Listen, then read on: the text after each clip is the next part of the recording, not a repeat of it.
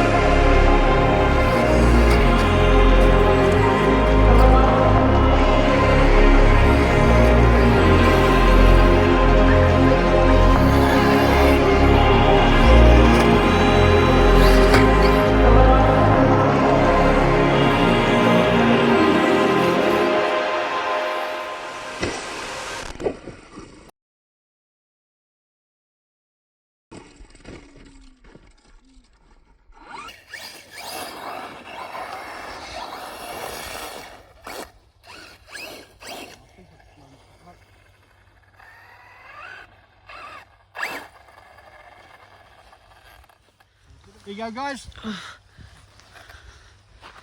First breakage, and that inch pinch cover is exactly what there's known to break.